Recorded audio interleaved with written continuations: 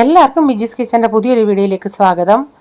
അപ്പോൾ ഇന്ന് രാവിലെ ബ്രേക്ക്ഫാസ്റ്റ് ഉണ്ടാക്കുന്നത് അപ്പമാണ്. അപ്പോൾ ഞാൻ അരി അരച്ച് വെച്ചോണ്ടേ 2 പാത്രത്തിലായിട്ട് ആക്കി വെച്ചു, കാരണം അല്ലെങ്കിൽ അത് പൊങ്ങി പുളിച്ചു പോകും. അതുകൊണ്ട് അപ്പോൾ ഞാൻ ഉരുളൻകിഴങ്ങൊന്ന് കുക്കറിൽ ഇന്നലെ രാത്രിയിൽ ഞാനൊന്ന് വേവിച്ചിട്ട് അത് വെളിയിൽ ഇങ്ങനെ വെള്ളം വരാൻ വെച്ചിരുന്നു.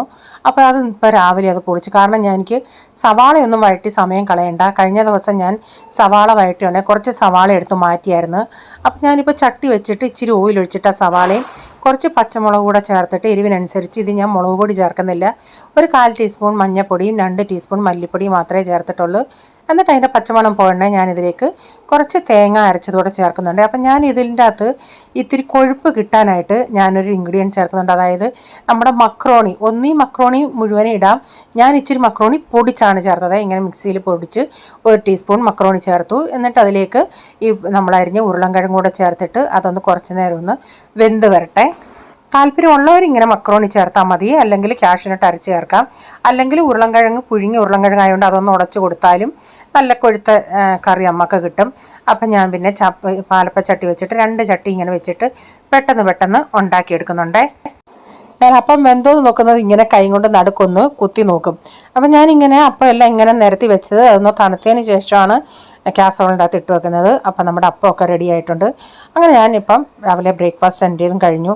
അപ്പം ഞാനിത് ഇച്ചിരി തേങ്ങ കുറച്ചുണ്ടാക്കിയ അപ്പമാണ്, ദാണ്ടെ നല്ല സോഫ്റ്റ് അപ്പമാണ്. അപ്പം നമ്മൾ തേങ്ങ ചേർക്കുമ്പോൾ ഉള്ള അത്രയും വലിയൊരു ടേസ്റ്റ് ഇല്ല, എന്നാലും കറിയുടെ കൂടെ കഴിക്കുമ്പോൾ നമുക്കൊന്നും മനസ്സിലാവത്തില്ലേ.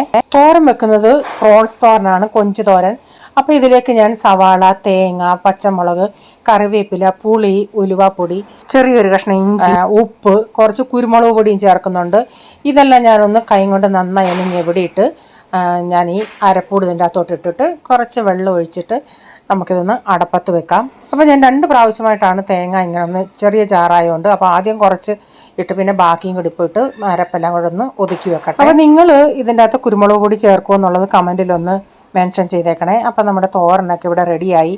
ഇതിൻ്റെ ഗുണമെന്ന് പറയുന്നത് നമ്മൾ എത്ര സ്പൂണിട്ട് ഇളക്കിയാലും പൊടിഞ്ഞു പോകത്തില്ല, കാരണം അത് വേവും തോറും അതൊന്ന് കട്ടിയായിട്ടേ വരത്തുള്ളൂ. അപ്പോൾ മീൻകറി വെക്കുന്നത് ചൂര മീൻകറിയാണ്. അപ്പോൾ ഞാൻ ചട്ടി വെച്ച് ഓയിലൊഴിച്ച് കടുകിട്ട് ഇതിലേക്ക് ഇഞ്ചി, വെളുത്തുള്ളി, കറിവേപ്പില ഇതെല്ലാം ഒന്ന് വഴറ്റി വന്നിട്ടുണ്ടെങ്കിൽ ഇതിലേക്ക് ഇച്ചിരി മഞ്ഞൾപ്പൊടിയും ഒരു 4-5 ടേബിൾ സ്പൂൺ കാശ്മീരി മുളക് പൊടിയും ചേർത്ത് അതിൻ്റെ പച്ചമണം ഒന്ന് പോകുന്നിടം വരെ മൂപ്പിച്ചെടുത്ത് ആവശ്യത്തിനുള്ള പുളിയും പുളിവെള്ളവും ഇതിൻ്റെ അകത്ത് ആവശ്യത്തിനുള്ള വെള്ളവും ഉപ്പും ഒക്കെ ചേർത്തതിന് ശേഷം ഞാൻ ഇതൊന്ന് തിളച്ച് വന്നിട്ട് മീൻ പറക്കിയിട്ട് കൊടുത്തിട്ടുണ്ട്. ഒരു 15-20 മിനിറ്റ് ആകുമ്പോൾ ഇതൊന്ന് വറ്റി വരുമ്പം വെളിച്ചെണ്ണ ഒഴിച്ച് കറിവേപ്പില ഇട്ടെടുത്താൽ മതി. അപ്പം നമ്മുടെ മീൻ കറി ഇവിടെ റെഡി ആയിട്ടുണ്ട്. ഈ വീഡിയോയുടെ ഫുള്ളായിട്ടുള്ള വീഡിയോ ഞാൻ ബിജീസ് കിച്ചൻ ചാനൽ വ്ളോഗിൽ ഇട്ടിട്ടുണ്ട്.